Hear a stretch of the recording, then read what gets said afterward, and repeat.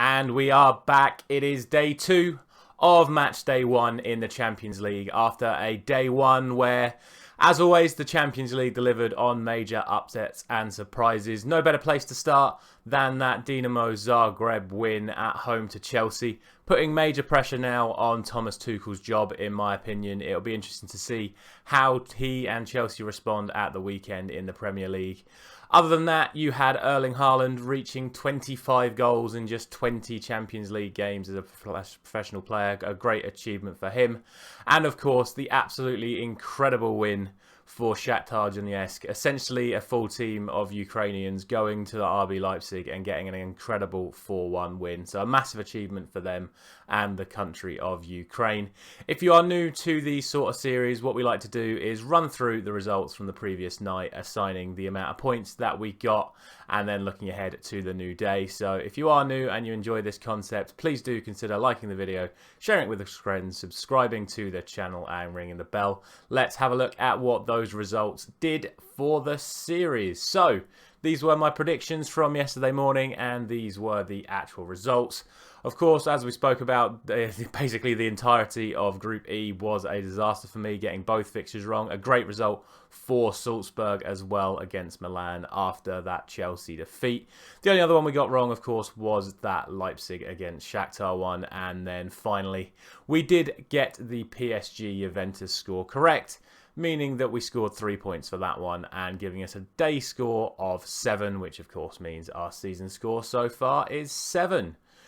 As always, please let me know down in the comments how you got on for day 1, and let's look ahead to day 2 of match day 1. So we start with Group A and the game between Ajax and Rangers, and kind of like what I said last night, or yesterday morning should I say, about the whole Real Madrid-Celtic thing. I don't really see a lot of quality in Scottish football. Ajax have made a fantastic start to the season, and Rangers are going to be coming off the back of that 4-0 defeat to Celtic as well. I only really see this going one way, especially the way Ajax play their football. So I'm going to go for 3-0 to Ajax in that one. The second game is what I think a very tough one to call. Napoli have made a phenomenal start to the season in Serie A. Liverpool have not made the best of starts in the Premier League by their own admission, and anyone else who's watched the Premier League so far this season. It really all depends on how Napoli approach this game. I think if they sit back like other teams have in the Premiership so far this season, look for counters with the likes of Osimhen and Lozano, I think they could really cause Liverpool the sort of problems they have been facing in the coming weeks. But given the start that Napoli have made in Serie A, I could see them coming out being a little bit more front-footed, which would then suit the way Liverpool play. So this really does come down to a game of tactics. I think on paper, Liverpool are the better team and should be the team that gets the win. So I'm just going to narrowly give them the 2-1 win. But I'm very, very interested to see how this game turns out, because I think it's going to be a very good affair. On to Group B, and we start with Atletico Madrid up against Porto. And again, two sides that have made kind of indifferent starts to their season. Atletico haven't really hit the heights you'd expect from them, but they have been scoring more goals than you'd expect. Porto, again, they're a good team, but they've lost a couple of key players over the summer. So I'm going to go for Atletico. They always seem to do well in the Champions League with Simeone's defensive outlay. So I'm going to go for 2-0. I don't think Porto have enough to hurt Atletico Madrid seriously. And if the likes of Felix and Morata and Griezmann, whatever, get it going the other way, they will be too much for them in the end. As for the other game in the group, this is kind of a free hit for both teams. Leverkusen, again, have been all over the place at the start of this season, scoring goals but conceding even more. And Brugge have just made a standard start. They managed to keep a hold of Vanaken despite West Ham's approaches. I think that is massive for them. They have, of course, lost to Ketelaere to AC Milan, though, so it's unclear how strong they're still going to be. I'm going to give this one to the German club, but I think this is going to be a very interesting game. I'm going to go for 3-2 to Bayer Leverkusen, and as I said, I think this is going to be a very high-scoring affair. On to Group C, and the group dubbed the Group of Death with good reason. Barcelona, Inter Milan, and Bayern Munich all in this group. And then that leaves poor old Victoria Plzen, who must face all three of these teams, and it's just how can they perform. You've got to fancy Barcelona to get things rolling with the best possible effect. So I'm going to go for 4-0 to them. I hope for Victoria Plzen's sake they can put up some resistance against these other clubs, but realistically it's just not going to happen for them over the course of the next 6 weeks.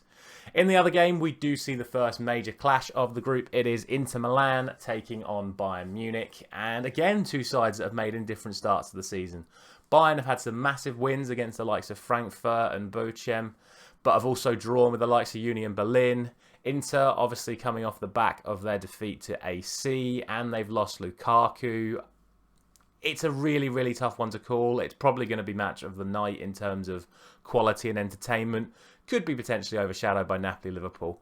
I think, given the overall quality of the two teams, I think Bayern Munich just have the edge on this one. And I think they're catching Inter Milan at a good time off the back of that defeat to AC. So I'm going to go for 2-1 to Bayern, but I think all three possibilities are available in this one. Finally, we have Group D, and we start with Frankfurt against Sporting Lisbon.